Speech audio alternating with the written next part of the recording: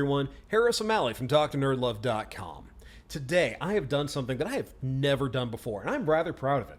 I had my first Facebook Live teleseminar with my fans over at facebook.com/DrNerdLove. And I want to bring that to you all today. Now, admittedly, this was my first time ever doing something like this. It's a bit of a learning curve. So it's a little bit rougher, it is less polished than my YouTube videos. I am flying through the air without the benefit of a net, without my full script, without my editing afterwards. You're seeing it as it happened. I will be doing these seminars every week for the next couple of weeks because even though we are all living under the pandemic, we are all sheltering in place and under quarantine, relationships go on. People are still dating, people are still loving, people are still working on themselves, and we still have the same conflicts in our relationships, even if we can't necessarily be there with each other.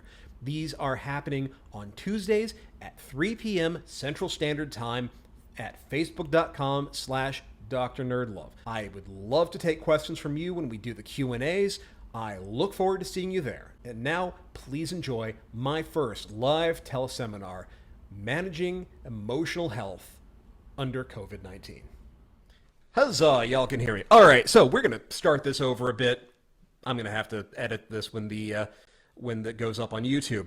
So, like I was saying, normally on Wednesdays, I do the Dr. Nerdlove podcast and the YouTube video. But right now, I've decided it feels to me like we are in unusual circumstances. We are in a once in a lifetime, once in a century sort of crisis, and having the usual podcast goes up feels like it's not necessarily reactive enough, not necessarily interactive enough. We are all theoretically socially isolating, and well, with that comes that sense of isolation. And it seemed like right now would be a better time to do something live, a little more interactive, so that everybody can feel a little bit more connected. And so this is the first of a series of weekly live teleseminars I'm planning on doing while the crisis is going on. Maybe if there's a lot of response, people are really enjoying this, then hey, we can do some more of these more regularly. And just straight honesty, at the end, I'm going to be talking a little bit about some projects I have, going to be pitching things basically. That's all the way at the end. You don't need to be thinking about any of that. You can watch all the rest of this without even worrying about it. But for right now, let us talk a little bit about coping with your mental and emotional health and the stress that comes with living during a pandemic and in quarantine, and for a lot of us, for sheltering in place. And as a dating coach, yeah, I know, it seems like the obvious thing would be to be talking about socializing or dating in this time. But right now, the most important thing is to talk about dealing with your emotional health, because we are all dealing with levels of stress and tension that I don't think many of us have dealt with before or as constantly. So right now, I would like all of you, whether you are watching this live, whether you are watching the replay of this, to take a moment and sort of just assess how you're feeling. How much are you dealing with? And what level of stress are you dealing with? Are you in actual distress right now, or is it more of a case that you're worried about the future? And that's kind of important because it can feel like worrying about the future is just, it feels like it's almost a luxury. It's like, how can you worry about the future when we are living in this crisis right now? But you know what? It's okay to be worrying about all of this.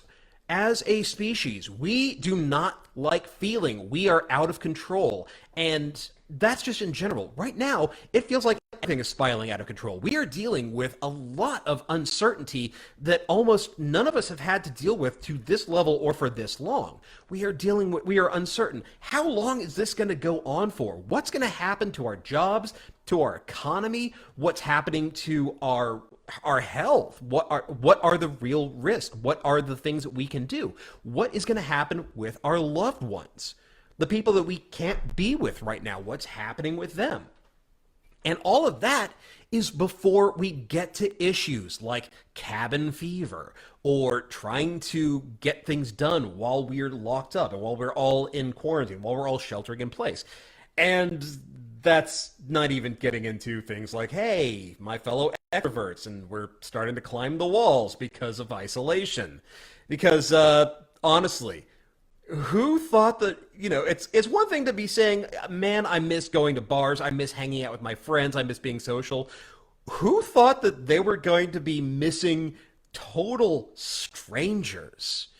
I go on walks a lot recently, and the streets are empty in ways that I have never seen before. It is like 28 days later out there, and on the one hand, there's sort of the haunting beauty of it, that beautiful destruction that Gears of War made such a big deal out of that. But at the same time, it feels wrong. It feels like everything is like, it feels like almost you're the last man on earth and we have to stay 6 feet away if we do see other people. It's weird. But that all comes down to a lot of the reason why so many of us are feeling tense, so many of us are feeling stressed, so many of us are feeling anxious. A lot of us are worried about the future, and part of the problem is that by worrying about the future, we are focused on the future and not on the now. And the issue is that those future problems actually, by creating those future problems, we are compounding the trauma and the stress of the present moment and making things worse for ourselves. I mean, right now, show of hands, how many of you have been dealing with things by saying, you know what, this is unimportant, I'm going to deal with this later? Just either you can thumbs up or you can mention it in the comments. That's one of the first things that I had to cope with when this all came down. How much stuff am I going to look at and go like, you know what, I am going to deal with this at some other time. And what I didn't realize is how much this is a panic response. How much of this is just my going like, no, I don't want to deal with this, later. The problem is that doing this means that I am creating problems for myself in the future. And I'm not getting rid of them, and you probably know this as well. We are not getting rid of them by saying, oh, hey, I will deal with this later. What we're doing is we're pushing them forward, but we're not making them go away. They still hang in the mind. They are still there in the back of our heads, making us go, okay, yeah, but there's this thing I'm not doing. And the more things you push away, the more that builds up, the more stress it causes. And it becomes a case of future problems, compounding the stress of the moment. And this is all important because what we often don't realize is how much stress affects us and how long-term the effects of that stress can be. Stress and anxiety cause a buildup of the hormone called cortisol. And this is the danger hormone. It usually gets triggered alongside of adrenaline. So in moments of actual anxiety, actual danger, actual emergencies, our bodies go into panic mode and they generate adrenaline and cortisol. The adrenaline, we all know, it's fight or flight. It makes time feel like it's slowing down. It makes us ready to handle things. But on the other hand, what we don't often know is how cortisol affects us. Cortisol is there to help regulate our resources by saying, we don't need this shit right now during the emergency, so we are going to just dial this down until we're on to other things. And so cortisol shuts down or suppresses the non-essential system so that your body is more able to handle the emergency right there in front of you. And it does this by suppressing the reproductive system, the digestive system, even our brain chemistry. And that affects things like our moods, our awareness, our ability to sleep. And this, under normal circumstances, this is a good thing, because when the emergency is over, the adrenaline and the cortisol levels go back to normal. But what happens when the emergency doesn't end? And that's where we are right now. It feels like we are in an emergency that doesn't end. And so we are in constant stress mode, even though we may not necessarily be aware of it. And so the cortisol is constantly building up in our bodies, and it has a lot of effects on us that we may not necessarily be aware of until someone points it out. And how many of you are experiencing things like anxiety? If you're wrestling with depression, how much worse has it gotten really recently? Are you dealing with things like you are just constantly you're constantly hungry, or you haven't been able to eat at all? You're having to force yourself to remind yourself, oh yeah, I need to feed myself because you have no appetite. A lot of people are having sleep issues. They're not able to sleep. They're dealing with insomnia, or they're going the opposite direction, especially if you're dealing with depression. They're hyposomnic. They can't wake up. They are always tired. They never feel like they fully rest. A lot of people are dealing with mood problems. They're cranky. They're upset. They're always on the edge, and they've got like that one raw nerve, and somebody is just dancing on it right now. And a lot of folks are getting they're getting distracted. They're having memory issues. How many of you right now are having issues of, if you have a thought or a task that you need to do right now and you don't accomplish it right away, poof, it is out of sight, out of mind. You have forgotten that you're supposed to be doing this. A lot of people are dealing with that right now, and that is all because of the stress and anxiety that we're feeling. And part of what's really, really insidious about this is that these panic responses, these pushing things away, the sense of something is wrong but you can't put your finger on it, creates a triggering cycle. And I know that the word triggering has become this thing that people toss around not knowing what it means, but I mean it in the literal sense here, in the triggering an effect in your psyche. And it's creating a self-perpetuating state of panic. Think of it like this. Think of the various stories we have seen about panic runs on supplies at grocery stores and at Target, with everybody running out and just stripping the place bare like it's a plague of locusts. And so that is the cycle that we are dealing with. The first round of folks think that, oh God, the world is ending, I need to stock up now. They run to the store, they panic buy everything. They buy all the toilet paper, all the paper products, all the milk, eggs, bread, because I guess in the pandemic you want to have an epic French toast party. Point is, they've gone out, they have stripped the place bare. Now you're seeing all these stories that have video and photos of stores with bare shelves, empty produce aisles, and people who didn't panic at first start to think, oh shit, we are going to run out. I need to go back out and get all the supplies I possibly can. So the second wave hits the stores, and suddenly they're even more bare than before. If they got supplies in, they disappeared in seconds. And so this creates a constant cycle. Every time this happens, another group of people see the results of that cycle and think, oh shit, I need to do this.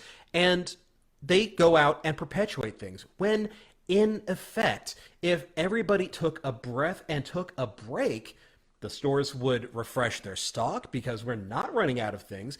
Everything would be back to normal. There would be normal levels. There'd be rules in effect that keep people from panic buying and hoarding everything, and everybody would have plenty of food, plenty of supplies. Everything would be okay. But the way that you have to do that is you have to break the cycle. You have to allow for a break in the panic buying for things to get back to normal. Then when that happens, everybody realizes, oh, it's going to be all right. Everybody's calm. Everybody's happy.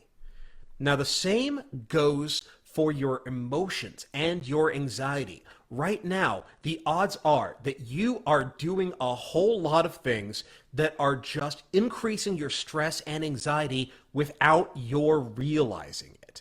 And part of what we all need to do to manage our emotional health, to manage our mental health, to ease that anxiety and make it possible for all of us to get through this together, is to break that cycle and help manage the stress.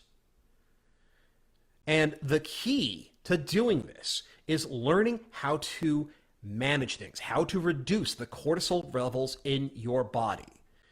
And one of the most important ways to do that is understand that there are other hormones that you can generate yourself that break down cortisol.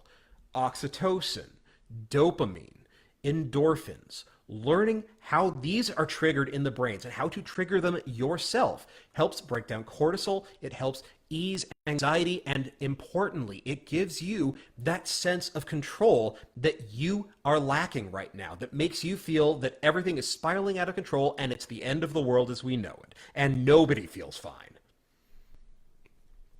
And incidentally, just obvious disclaimer, Dr. NerdLove is not a real doctor. This stuff is not a substitute for therapy.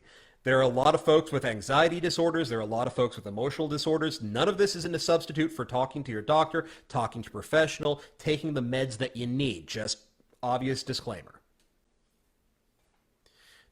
All of this is about how we can all cope and give ourselves the strength to carry on. So, who's ready to talk a little bit about ways that you can manage your stress, ways that you can ease your stress, get that sense of control back, and feel good for the first time? Because you can feel good, feel relaxed, feel in charge, even under these circumstances. First thing that you want to do is very simple. You want to create that sense of control, that sense that you have agency right now. Because there are a lot of things out there that are completely outside of your control, and it feels like you should be handling them. But you can't. You can't control how long this pandemic will last. You cannot control other people's behaviors, whether they are going out and panic buying, whether they are abiding by the shelter-in-place rules, whether they are socially isolating. You can't handle that. You cannot control them. You cannot control things that are outside of your locus of control. You can only control your own actions. So you want to focus on the things that are within your control. And start that by doing the things that make you feel less panicked. The easiest way to start this process: control, curate, and regulate your social media. So, quick show of hands, either through thumbs up or in the comments. How many of you are obsessively checking Facebook and Twitter and Instagram and Snapchat right now? Okay, so a lot of you are, quite a few of you are. How many of you are getting seriously stressed out by this? Because a lot of folks are getting stressed by sorry, like I said, this is going to be a bit rough. Like I said, a lot of folks are extremely stressed by what they're seeing in their social media, because right now, they're seeing the worst of the worst. They're seeing all of these incredibly negative stories, all of these people arguing, yelling, talking about these horrible things going on. And the reason for that is because social media is a distortion field. It is designed to show you the worst of the worst. You see the awful things because algorithmically, we are more likely to engage with those stories. So when we see Lieutenant Governor Dan Patrick talking about, hey, you know what, Grandma and Grandpa might have to die to save the economy, we get riled up, we get angry, we comment on it, whether it is on a news page or whether our friends shared it. And because we've engaged with it, those posts get rewarded. Those get shared around more. That gives them more exposure, and that means we're going to see more of it. And people are incentivized to show more negative things, to be even more extreme about it. And right now, so Jeffrey Maynard in the comments said, I started the page News During the Pandemic on sharing exclusively positive stuff. That is actually a really good thing. I think I'm going to touch on in a couple of minutes. Because right now, this is a time when you want to relentlessly curate your social media. While you can't control the algorithm, You can starve it in your feed as best you can. Right now, you do not need the constant live drip feed of news because a lot of it is going to make you feel worse. We are when I am recording this, we are at a point where things are likely going to peak because we have only just started social isolating. A lot of places don't have shelter-in-place rules in effect yet. The kids who came back from spring break have gone home, which means we're likely going to be seeing a big spike in cases. That's going to stress a lot of people out because it's going to feel like, oh shit, things are getting worse.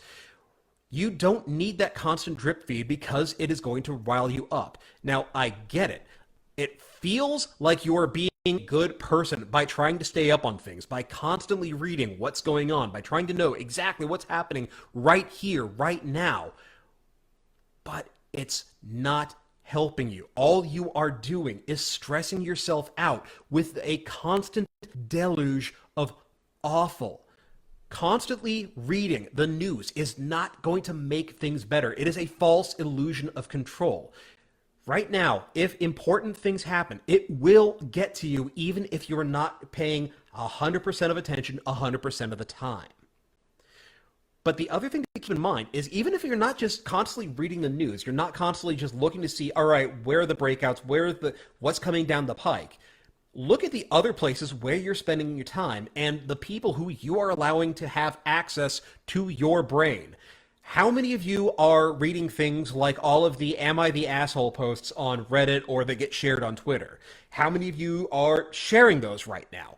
I am as bad about sharing those as anyone else because I know that when I comment on those, and usually, especially on the relationship ones, I'm going to get a lot of traction. I'm going to get a lot of attention.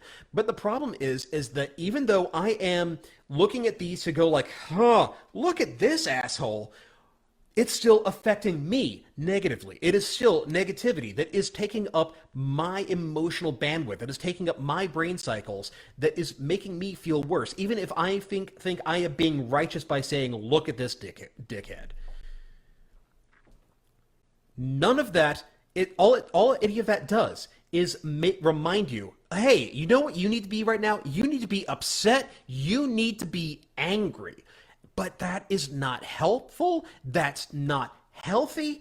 All you're doing is thinking about awful people, devoting time and emotional energy, being neck deep in all of this negativity all the time. That stresses you out, even if you're not aware of it. We have as a species a built-in negativity bias. Negative thoughts, negative experiences have weight that we aren't aware of. It takes 5 positive experiences to match the emotional impact of a negative one. And that includes things like stories that we read, the experiences we have, the conversations we have with people. If you have ever noticed how one negative comment sticks with you far longer than a bunch of positive ones, then you've experienced the negativity bias. And that negativity bias means that you feel the negative stories in the news, the anger of the people, whether it is political, whether it is personal, you feel that much stronger and it affects you much more. Which is why right now you want to curate the ever-loving hell out of your news feed.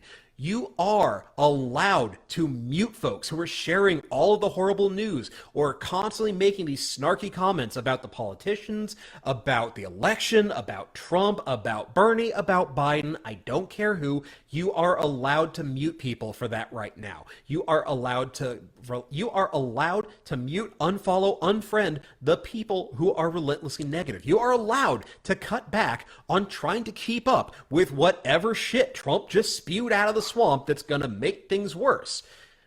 It feels like you're trying to be, it feels like you're burying your head in the sand, and you're not. What you're doing right now is taking care of yourself. You're not locking yourself in a bubble of puppies and good vibes only and pretending that the world isn't awful. You are giving your time, you're taking your time and your attention back. You are focusing on the important things instead of allowing other folks to occupy your brain rent-free and make you miserable. Which is why right now, one of the things that you should do is take advantage of all of the lists and opportunities all the controls that you have on your social media accounts, whether it's Instagram, whether it's Snapchat, whether it's Facebook or Twitter, and create lists and groups that are specifically for things that make you feel better, things that give you an emotional charge that help. One of the groups that I'm part of is called Literally Anything That's Not Awful. And that has been a huge emotional buoyancy for a lot of folks, because that is a place where we can get away and feel like, you know what, the world isn't ending right now. It is not this relentless morass of negativity and hopelessness. It is important to have that sense of hope, that important to realize there are good things in the world, things that make you feel better, even if it's just watching puppy videos or reading about hungover owls or anything like that. That is the sort of thing that will help ease the amount of stress you're feeling. And by cutting off the negative sources in your social media feed, you are going to feel like you have lifted a major weight off of yourself. Seriously, I cannot emphasize this enough. Mute the shitty people. Give yourself a break. Treat it like a vacation. Disconnect from the bullshit for a while. Next, every single one of you, if you're watching this live, if you're watching this recorded, I want you to take a minute and do what's called a body scan. Pay attention to your body and think of how, just see how you're feeling. Almost all of you are holding tension right now. And I bet almost all of you right now are either tensed in the shoulders and tensed in the jaws. And you need to let that stuff go. Relax your jaws, relax your shoulders. Take a deep breath. Hold it, breathe it out slowly, and as you do, think of each muscle group starting from the top of your head to your jaw to your neck to your shoulders, and just consciously tell it to relax. You're going to feel it and just go, and let it all go. I know it feels woo-woo, but trust me, forcing your body to relax causes you to relax. Again, it is going to feel like you're letting go of a weight that you don't need to carry. Take a moment, take a breath, let your body relax. I'm going to share a link in the comments from a massage therapist about how to do what's called jaw release. For a lot of you who are dealing with jaw tension, muscle tension in the jaws, holding your jaws a little too tight, this is one of the ways that you can start to relax yourself, start to feel a little bit better. Let that tension go. Those little things help immensely. Now, the next thing that I want to recommend is having a sense of accomplishment. The easiest way to do this is to develop a daily routine that you can stick to as best as you can. Having a routine does two things for you. The first is that it gives you certainty. It gives you a sense of control. You are in a position to feel like, all right, I know what I'm doing. I know what this day holds for me. Having that routine gives you a sense of things that you can accomplish. So, for example, first thing I do every morning after I get up, I clean the coffee pot. Small thing. Granted, it's because I've almost always forgot to clean it and set up coffee the previous morning. It's because I forgot to clean it and set up coffee for tomorrow morning. But you know what? First thing I do in the morning, if I did remember, first thing I do, I make coffee. Why? Because that is a little thing that I can do. That little sense of accomplishment makes me feel just a little bit better. Right now, let me give you an example of how else that works. How many of you are playing Animal Crossing right now? The new one that just came out for the Switch. It's a little weird to think about this game as being relaxing, isn't it? Because all it really is you are being sent to an island to work for the company store, except you also have to build the company store. You are paying off debt in two different currencies, doing nothing but constant, repetitive chores for minimal rewards. And yet, right now, it is one of the most soothing things and relaxing things people can do. And people are getting a lot of satisfaction out of doing what is essentially really meaningless and repetitive chores. So why are people getting so much out of it? Because it creates that sense of accomplishment. These are little tasks that you can do that you know that you can complete. And that makes you feel just a little bit better. You know that you can do this thing, even if all you're doing is collecting fruit and shells and fish, and you're selling them to the company store. It's a sense of accomplishment. And those accomplishments that you're doing creates dopamine. It creates that sense of satisfaction. That's why it's important to have a to-do list, a list of things that you're going to do every day at specific times. It gives you certainty. You know exactly what you've got planned for the day. You know at what time you're going to do it. You know what tasks you need to do. It gets rid of uncertainty. More importantly, these are things that you know that you can do, that you can accomplish relatively easily. It does not take very much to get up, make your bed pretty much as soon as you get up. It does not take much to get up, make coffee first thing in the morning, get up, clean up a little bit. Doing this every single day, that routine, gets you a sense of certainty, gets you a sense of accomplishment. These little things. And those little things are useful because they do the other thing that people often neglect. How many of you right now are looking around at the quarantine or shelter-in-place orders and are thinking, you know what? I've got all this time. I've got nothing else to do. I am going to take on a new task. I'm gonna learn how to play the guitar. I'm gonna learn to speak Spanish. I'm gonna write a novel. I'm gonna finally read Infinite Jest instead of just pretending like I did. And of all of you who are doing those things, how many of you have actually started doing those projects? How many of you are getting stressed out by those projects? Kind of huge, isn't it? Feels like you're trying to tackle a mountain. And that's the problem. You're trying to tackle a mountain. That sense of not doing things well enough, not being able to accomplish this big thing that you have set up for yourself. That can seem like this massive task, and now you're failing at it, and your failing at it is stressing you out. Because right now, what you don't need is to be occupying your brain. What you need to be doing is satisfying your brain. You need to satisfy yourself by completing things, not having one massive ambition that you don't feel like you're going to be able to finish. That's why it's best to take these things in small, easily completable tasks.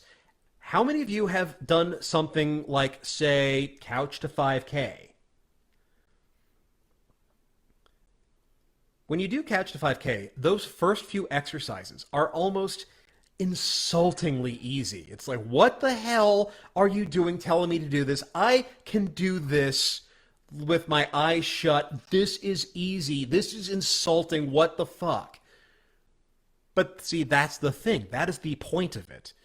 By doing a few of those insultingly easy tasks, you start to look forward to the challenge of the next one. It gears you up to look at the next milestone and go, okay, this was easy. The next one, that's the one I'm looking forward to.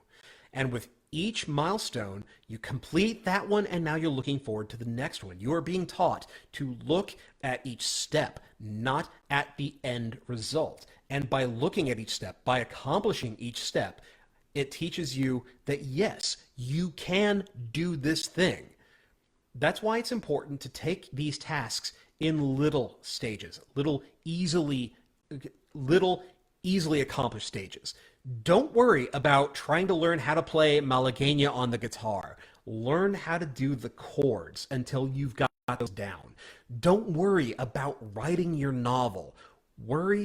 Focus on writing 500 words, 1,000 words. Just take one day, 500 words a day, 1,000 words a day. That's easily manageable. Give yourself those little victories. It seems like nothing, but it adds up so very quickly. Those small victories become huge victories over time. The next most important factor is to simply take care of yourself. I know that we get a lot of woo around the phrase self-care, and we have a lot of ideas about what it looks like. People talk about it being like, all right, well, I'm going to build my pillow fort and string fairy lights, and I'm going to eat nothing but donuts because that's self-care.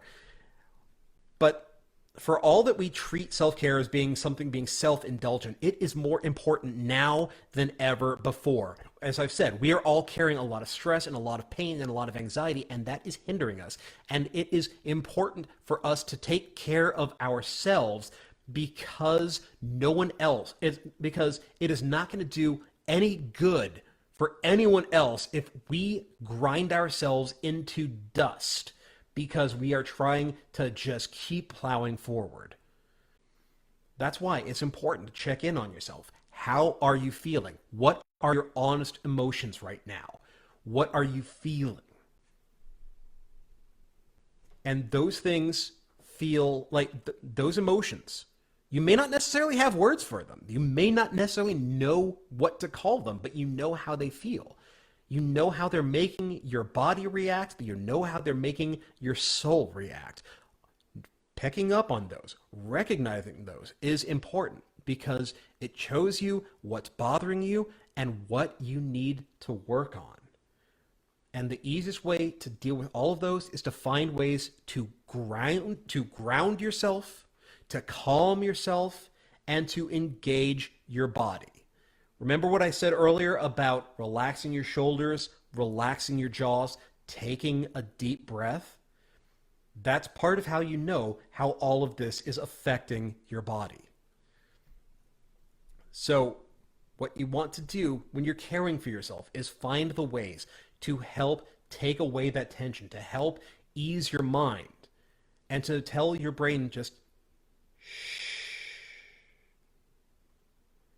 Calming your brain down is one of the most effective ways you can care for yourself right now, which is why right now is a great time to take advantage of all the resources that are available on the internet to do things like yoga, to stretch, and to do guided meditation. These are all ways of being present in your body, of relaxing and controlling your body, of bringing yourself a moment of peace and of calm. That's also why I recommend that you exercise. There are a lot of body weight exercises for those of you who used to be like me, who used to go to the gym, used to do a lot of weights. That was a big part of how I would de-stress. That was a big part about how I was taking care of myself and feeling good about myself. And when my gym closed down because of the pandemic, it shot my stress levels through the roof because suddenly this avenue is closed to me. But there are exercises you can do at home. There are Tabata body weight exercises. There are, it sounds a little weird to say it, but prison fitness exercises that you can do with nothing but your own body that can help you get in shape, can help you stress those muscles out, get that pleasant burn that gets you out of your head. But I also suggest that what you need to do right now is to get out of your house and go for walks. I could not recommend that highly enough, especially if you live in an area with a lot of green space. And maybe it's you live near a green belt, maybe you live near a park, maybe you live near a field, someplace where you can just get out of the house and into nature for a little bit. And I realize that feels like the opposite of shelter in place, the opposite of quarantine, but you are still allowed to do this. And it is important because by taking out to go out into the green, either by yourself or with your housemates, your partners, the people who are with you, you are able to go. You get your blood moving, your body's active. Our bodies were made to move, to not sit around. And by going out, by stretching those muscles, by engaging our circulatory system, our respiratory system, breathing that air, stretching that muscles, feeling the sun on your face, you are giving your body what it needs: motion, movement, exercise. That alone is a great tension reliever. But what you want when you do this, there's a temptation to go out with your phones and your earphones, or to be having conversations while all this is going on. You want to avoid doing that. What I strongly suggest is that if you're going to go out for a walk, go out with just either the people you are living with or by yourself, and just enjoy the silence. Be in the moment. Focus instead of your thoughts, instead of the music.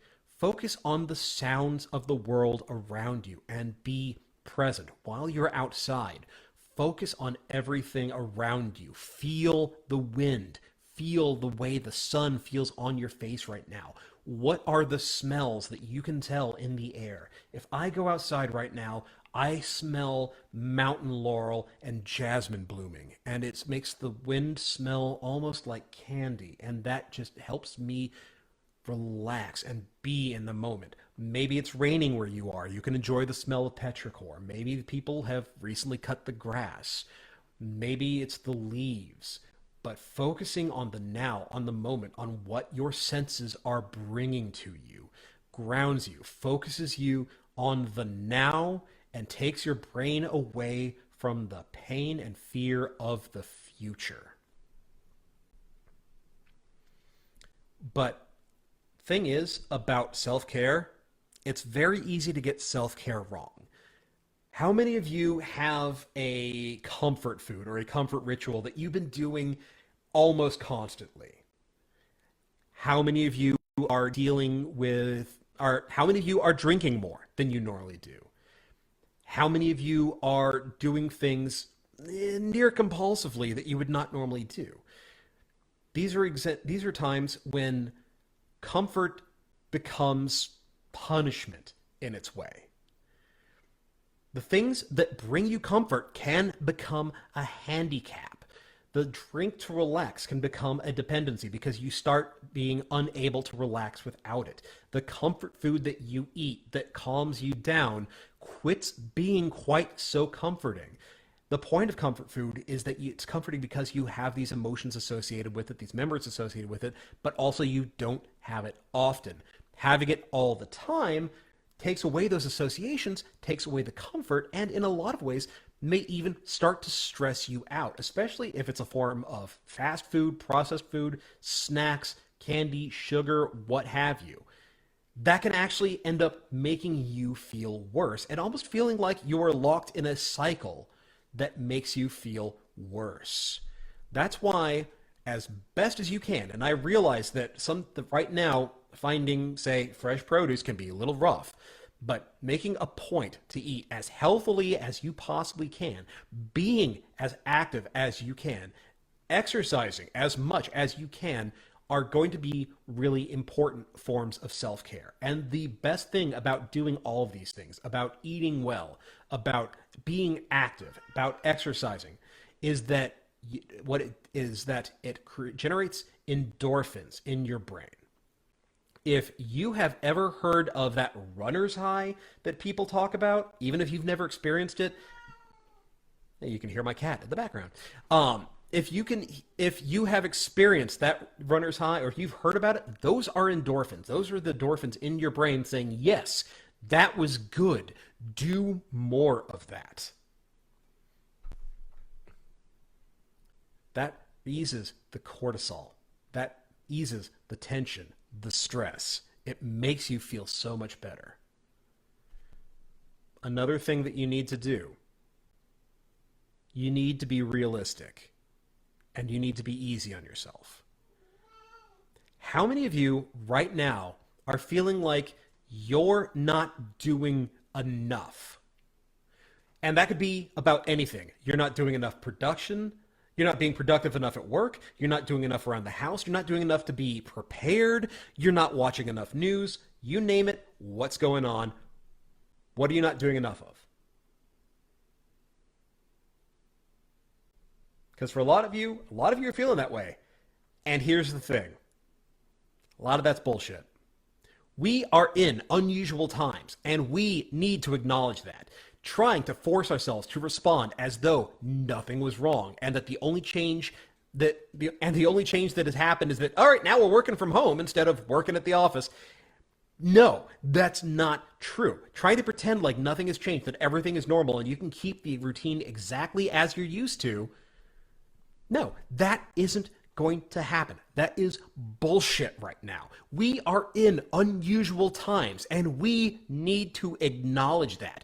Trying to force ourselves to respond as though nothing was wrong, and that the only change that we're working that we can just keep going like before, that's a mistake. That runs headlong into the wall of the reality of things being unusual, and just reinforces that, oh, shit's fucked. We need to work around it. That's why you need to adapt not just your procedures, but your expectations. You need to be willing to forgive yourself for not being able to treat this like it's any other day. You need to be willing and able to forgive yourself for not living life exactly as though nothing has changed. It is the goddamn apocalypse, people. It's okay if you're not working at peak efficiency.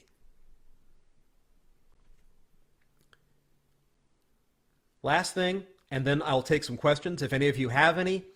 Find ways that you can help. One of the things that I mentioned that brings down stress, brings down cortisol, oxytocin. Where do we get oxytocin from? Well, if you read my column regularly, you know that we get it from sex and from physical touch. Obviously, for a lot of us, that is not going to be accessible right now, or at least not to the levels that we're used to. But where else it comes from? It comes from being social. It comes from connecting with others, from laughter, from doing things that make us feel like we are doing good in this world.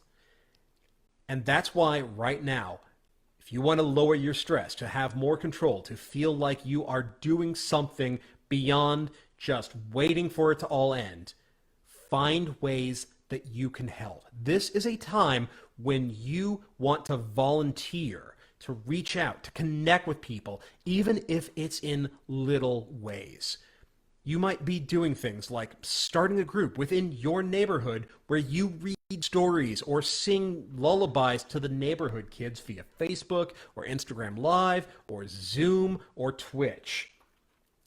You might start doing read-alongs, start a book club. You might start volunteering to phone bank for political candidates, especially your local and down-ticket political candidates. Now is a time that's more important than ever, with an election coming up and with a pandemic on, that volunteers strike out there and start finding ways to help to get the message out, to remind people to vote, because we can't do it the way that we normally did. If you've got neighbors who are going to be more vulnerable to COVID-19, if they are diabetic, if they're older, if they have asthma, lung issues, volunteer for them. Do the grocery shopping for them. Run errands for them. Find ways that you can make their lives a little bit better. If you can't do any of these things, you can do other things as well. A lot of neighborhoods are organizing scavenger hunts for the children in the neighborhood to keep them occupied by putting things in the window for the kids to find. That is a low investment, easy way of helping out, making your neighborhood a little bit better, connecting with your community. And that makes you feel so much better, makes you know that you are bringing good into this world at a time when everybody is feeling that loss, that panic, when we need that good in this world. That helps everybody around you, and that helps you. And while you're doing all that, check in on your friends too. A very simple, hey, how you doing? Invite them to a Skype call. It can make a world of difference to them and to you. Yeah, we're all distancing. We're all social isolating right now. But that leads to feeling completely isolated as well. That feels alienating. It feels like we are all lost in our own little worlds where we are the last people alive. Having someone reach out, remind us that they care, that people remember us, that they worry about us, that they think about us, can be huge. In fact, there's a lot that you can do to work on and build your social life during all of this. But we're going to talk about that one next time. Emotional health seems like a minor thing, but it is important at times like this. The first thing that you need to remember is put your own oxygen mask on first before you help others with theirs. Everything else is going to suffer if you don't take care of yourself. So, you've heard from me. Now I want to hear from you. If you've got any questions, share them in the chat. I'll get to them real quick. And in the meantime, I have a couple of programs coming up. If relationships are still going on, even during the pandemic, if you are having issues, whether it is with dating, with a relationship you are currently in, send your questions in, either for Ask Dr. NerdLove on Kotaku or on my site. Send it through the contact form. Or if you need a question answered immediately, check out my private coaching options. I have a number of options for coaching people right now, whether it's via Skype, whether it's the priority message option where you get a guaranteed confidential response. Those may be right what you're looking for. I am also still taking signups for the Dating Accelerator program, a 6 to 8 week seminar that is currently in beta test. If you sign up now, you are getting it for cheaper. You are also being in a position to shape how it goes. It is going to be reactive to the folks' needs as we are learning all together, as I am teaching you and finding out what you need to work on. Because this will end. This pandemic will end. We will all be allowed back out in the world. And when that happens, it is going to be wild. And the Dating Accelerator program is a great opportunity to get going, to work on yourself and be ready for that moment when we're all back out there and it's like the end of World War II and the boys came home. Meanwhile, let me know if you've got any questions in the comments. Now's the time. I'd love to hear from them. Otherwise, we can call it good. All right. Laura Santiago asks, am I the asshole if I'm enjoying the quarantine that is enabling my partner to spend more time with me? No. Why would that make you being an asshole, honestly? The fact is that you're having more time with someone that you might not have otherwise. It's under circumstances that we kind of wish were different, but the fact that you are able to find joy at this moment is really important. That is not a thing to be ashamed of. That is a thing to be proud of and to be happy about.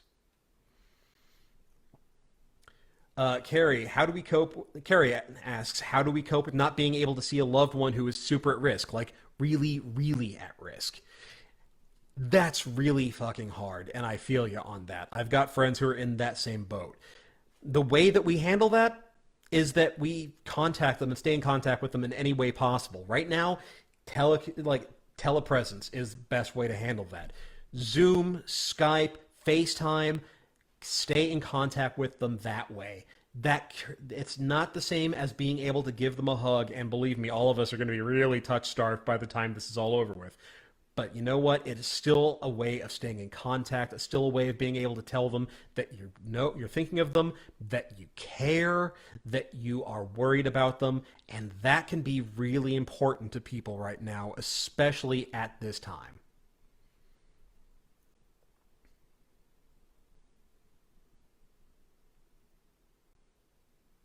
Any other questions while we're here?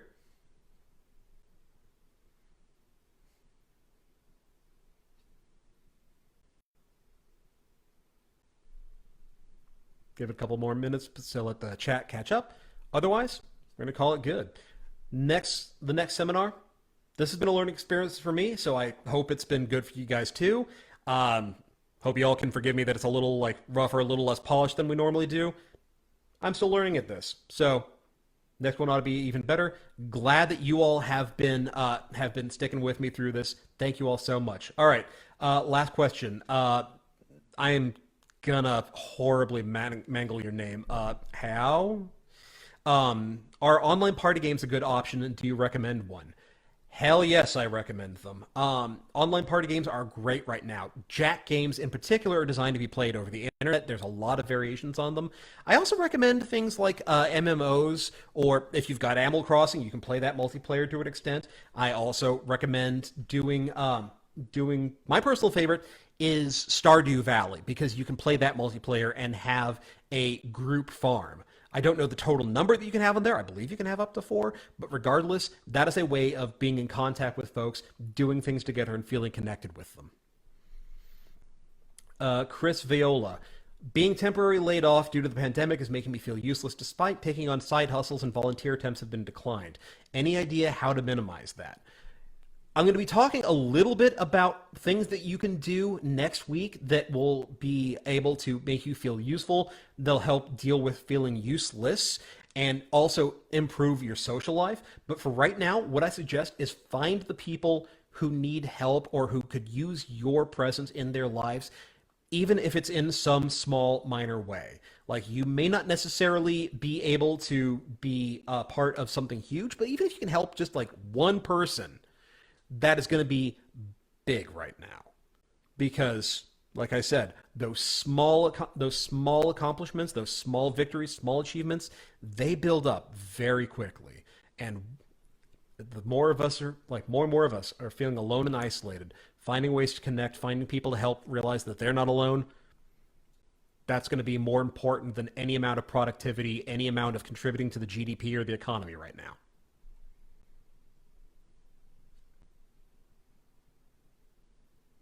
Any final questions before we call this one?